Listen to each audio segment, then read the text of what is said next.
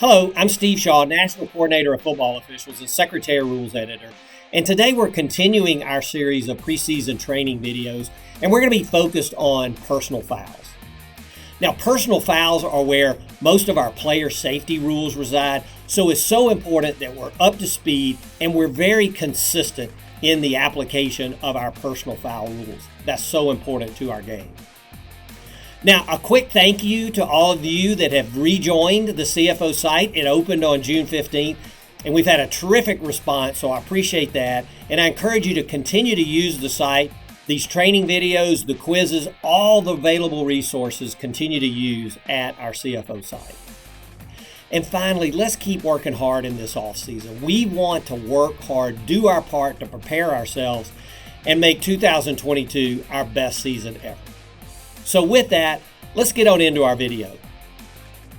Our first play this week, the quarterback is in shotgun formation. He's going to get quick pressure and throws down the right boundary. And the pass is incomplete, but we get a flag from our referee, and we get a very good announcement. Personal foul, roughing the passer, defense number 34, contact to the head, 15-yard penalty, automatic first down. Now, as we go back and look at it, we see the defender, number 34, he comes down with force into the quarterback's head. And this is the type of action we want as roughing the passer. But roughing the passer, not targeting. The defender must try to pull up here and not come down with force to the quarterback's head. Play 2 is going to be a 2-play vignette on roughing and running into the kicker. But before we look at the video, let's go back and review our philosophies from the CCA Mechanics Manual. It shall always be roughing the kicker when there's forcible contact to the plant leg, whether or not that leg is on the ground. It shall be running into the kicker if the defender simply runs through the kicking leg and there's no forcible contact. And then finally, all other contact shall be based on the severity and the potential injury to the kicker. Now, as we look at play 1, we're going to see pressure on the kicker, and we get a flag from our referee. Now, from the end zone view, the defender leaps up and contacts or runs through the kicking leg, but there's no forcible contact here, so this is a good call for running into the kicker.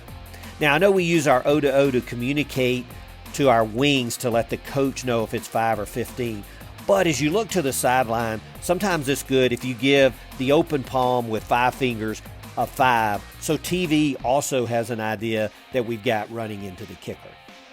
Now, play 2, also a punt, and we're going to see big pressure on the kicker and contact, and we get 2 flags down, one from the center judge and one from the referee for roughing the kicker. And as we go back and take a look at this play, the contact is really not to either leg, but is clearly forcible into the kicker, and this is good judgment for roughing the kicker. Play 3 is a great illustration of our blocking below the waist rule.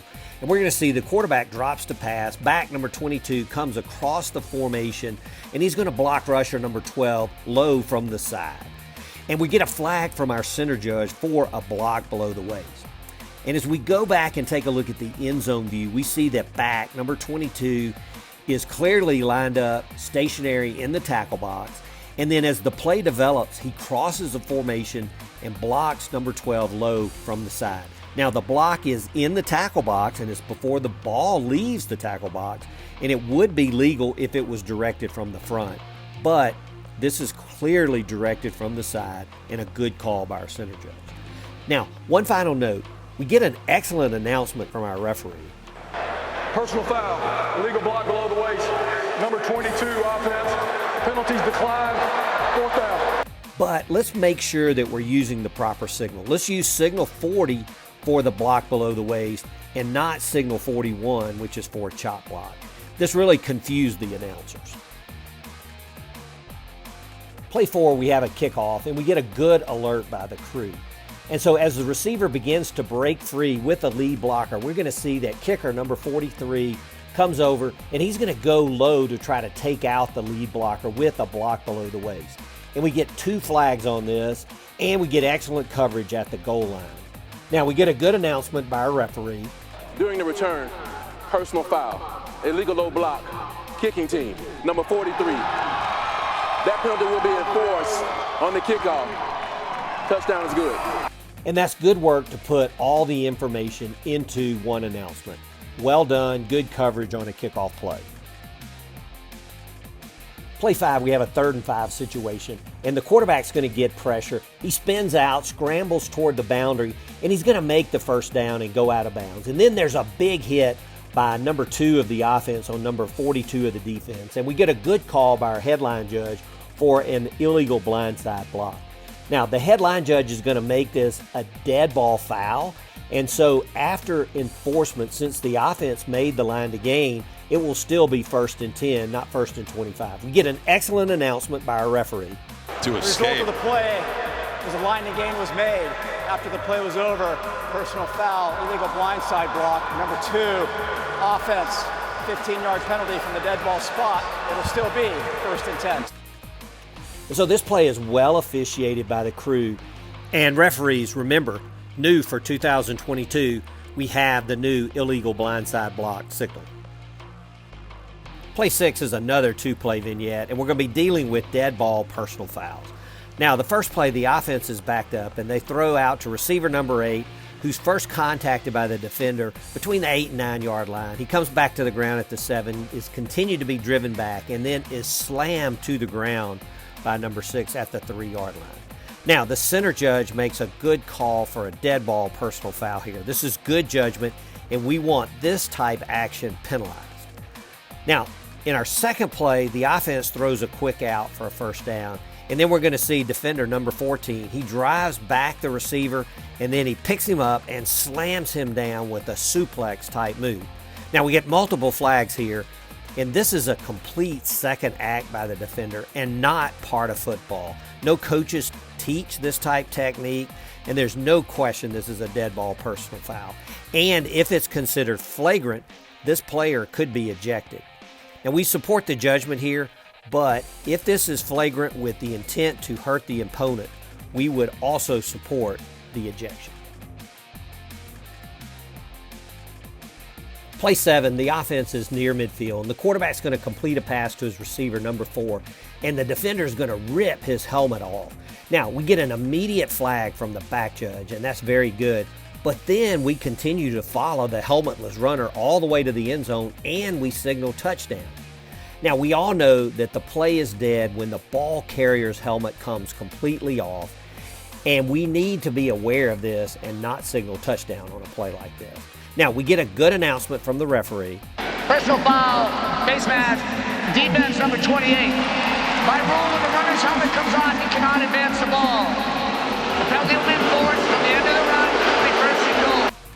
And this is a good job, but we need to deal with the helmet off all in one announcement.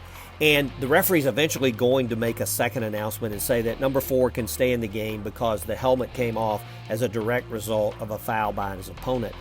But we need to take that second announcement and pull it into the first announcement. If we deal with this in one announcement, that would be excellent. Our last play this week, we get a reverse, and then the ball is pitched back to the quarterback, who's going to throw long down the field, but ultimately incomplete. Now, we get a flag from our center judge for roughing the passer, and the referee makes a strong announcement.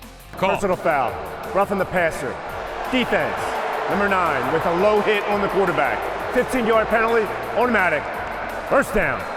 Now, as we go back and take a look, I definitely agree the quarterback is clearly back in a passing posture, so no issue there. But the contact by number 8 of the defense is well above the knee area.